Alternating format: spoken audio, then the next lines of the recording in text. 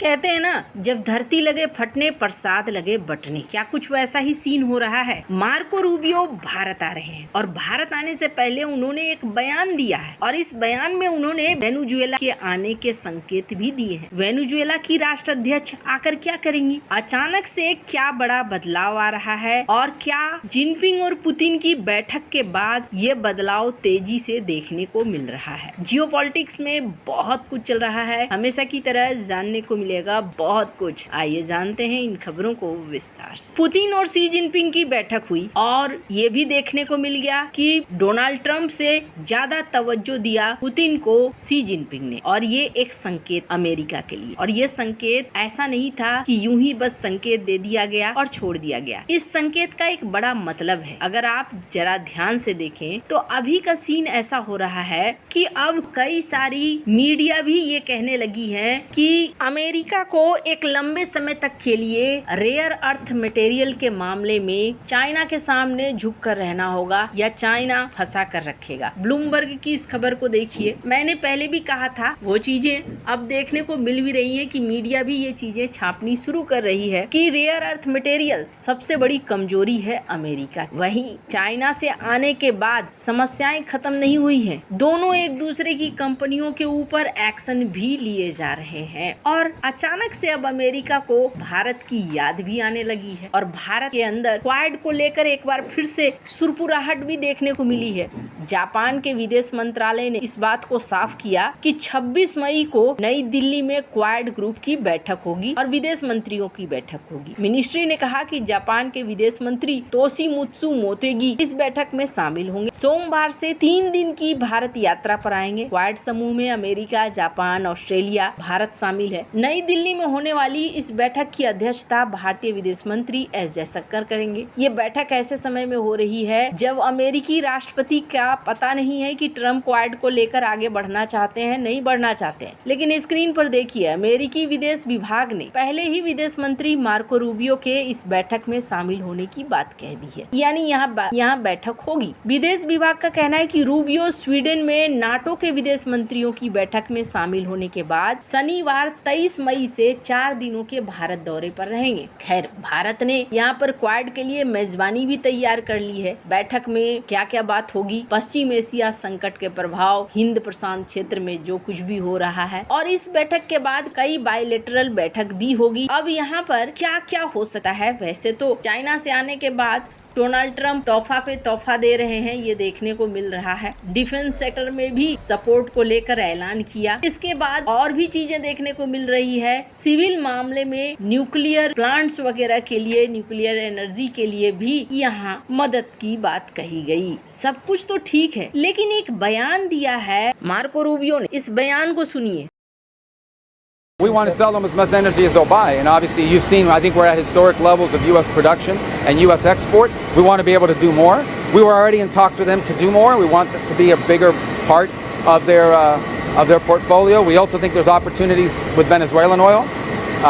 In fact, it's my understanding that the interim president of Venezuela will be traveling to India next week. As well, so there's opportunities. There's a lot to work on with India. They're a great ally, a great partner. We do a lot of good work with them, and so it is an important trip. I'm glad we're able to do it because I think there'll be a lot for us to talk about. And we'll also meet with the Quad there, which is important. Something I think my first meeting as Secretary of State was with the Quad.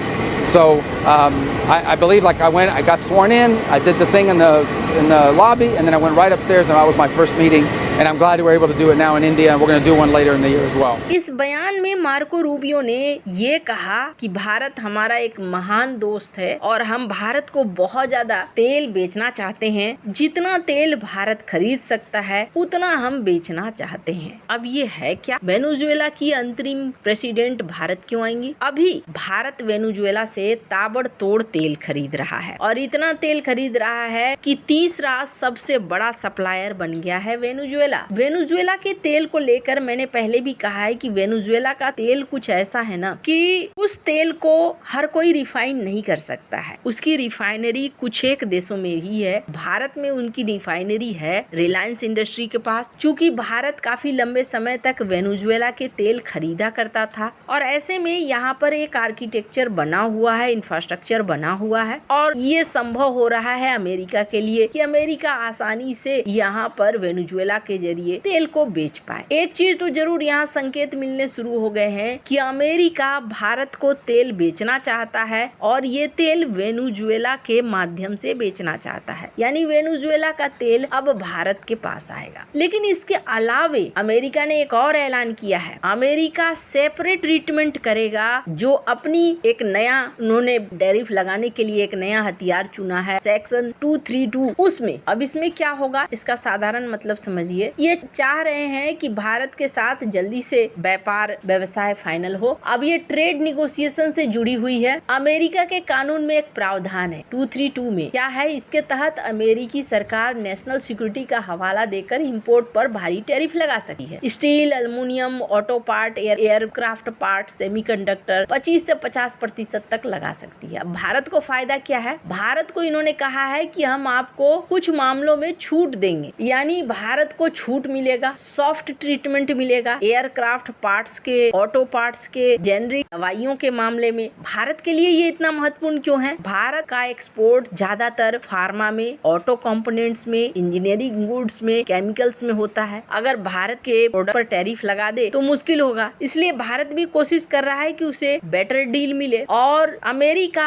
अब strategic partner मान रहा है और इस हिसाब से वो चाहता है कि भारत को हम ये छूट दें। हालांकि ये मत सोचिए कि सिर्फ भारत और भारत के फायदे के लिए अमेरिका ऐसा सोच रहा है। अमेरिका खुद भी ये समझ चुका है कि अगर चाइना के ऊपर हमने बहुत ज्यादा निर्भरता बनाई तो ये हमारे लिए बहुत बुरा हो जाएगा। ऐसे में भारत को मैन्युफैक्चरिंग हब बनाना होगा, सप्लाई चेन को अब अलग अलग करना होगा। डिफेंस, सेमीकंडक्टर, एयरक्राफ्ट और फार्मा सेक्टर में अब एक रणनीतिक पार्टनर की तरह देख रहा है भारत है। अब स्टील और एल्युमिनियम को लेकर क्या फैसला लेता है वो देखने वाली बात होगी। भारत के साथ ट्रेड डील को लेकर भी ये ऐलान किया जा रहा है कि जल्द ही ट्रेड डील फाइनल हो जाएगा। अब वेनेजुएला के तेल भारत में आने लगे हैं। ईरान का मामला तो अभी भी उलझा हुआ है, पर हाँ, तेल के लिए इस तरीके से एक अल्टरनेट व्यवस्था करने की कोशिश की जा रही है अमेरिका के द्वारा, ताकि रूस के ऊपर निर्भरता कम हो। हालांकि भारत पहले तो रूस से बहुत कम ही तेल खरीदता था। हाँ, भारत रूस से हथियार खरीदता था, पर धीरे धीरे भारत ने हथियार बनाना शुरू कर दिया या हथियार अलग अलग जगहों से खरीदना शुरू कर दिया है। अब भारत का रूस के साथ अगर कनेक्शन देखें तो ज्यादातर कनेक्शन तेल का और दूसरी चीजों का। तो ऐसे में तेल को लेकर अमेरिका प्रॉफिट भी कमाना चाहता है और भारत को थोड़ा रूस से दूर भी करना चाहता है। हालांकि भारत कच्चे खिलाड़ियों में से है नहीं। आपको क्या लगता है? इन सब मामले में आपकी क्या राय है? कमेंट कर जरूर बताएं। जल्द मिलते हैं अगले वीडियो में नई खबर के साथ।